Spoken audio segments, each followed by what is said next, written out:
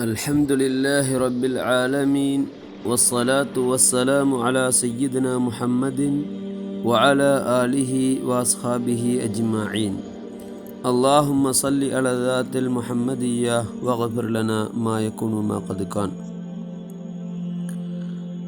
நபி மூசா அலைஹிஸ்ஸலாம் அன்னவர்களுக்கு அல்லாஹ் சுப்ஹானஹு வ தஆலா வஹி அறிவிக்கின்றான்.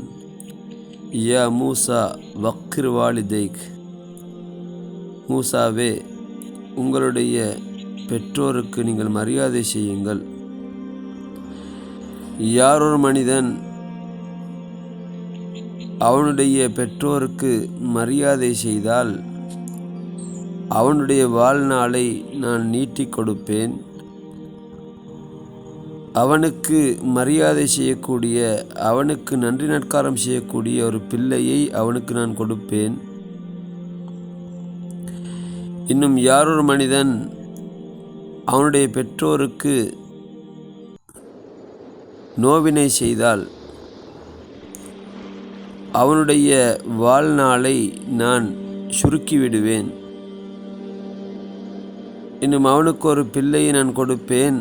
அந்த பிள்ளை அவனுக்கு நோவினை செய்யக்கூடிய பிள்ளையாக அந்த பிள்ளையை நான் ஆக்கி இப்படியான ஒரு பிள்ளை அவனுக்கு நான் கொடுப்பேன் என்பதாக அல்லாஹ் சுப்ஹானஹு வ தஆலா நபி மூசா அலைஹிஸ்ஸலாம் அன்னவர்களுக்கு வஹி அறிவிக்கின்றான். எனவே பெற்றோருக்கு மரியாதை செய்து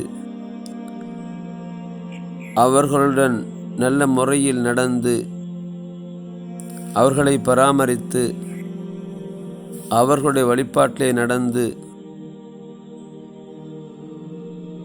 அவர்களுக்கு செய்ய வேண்டிய ஹிதுமத்துக்கள் இப்படியாக செய்து நல்ல முறையில் நடக்கின்ற பொழுது அல்லாஹ் சுப்ஹானஹு வ தஆலா வாழ்நாளை நீளமாக்கின்றான். அதே போன்று அந்த மனிதனுக்கும்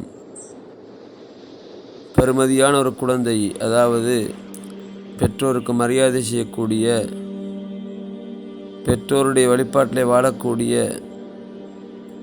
பெற்றோருடைய ஹிதுமத்துக்களில் நிற்கக்கூடிய ஒரு பிள்ளை அல்லாஹ் கொடுக்கின்றான், வாழ்நாள் நீளமாக்கின்றான்.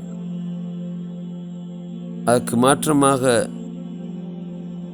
பெற்றோருக்கு நோவினை செய்தவனாக நடந்தால் அல்லாஹ் சுப்ஹானஹு வ தஆலா அவனுடைய வாழ்நாளையும் சுருக்கி அவனுக்கு நோவினை செய்யக்கூடிய ஒரு பிள்ளையும் அவனுக்கு கொடுக்கிறான் என்று சொன்னால் நாம் சிந்தித்து பார்க்க வேண்டும். பெற்றோருடைய உயர்வும் அந்தஸ்தும் எந்த அளவுக்கு இருக்கிறது.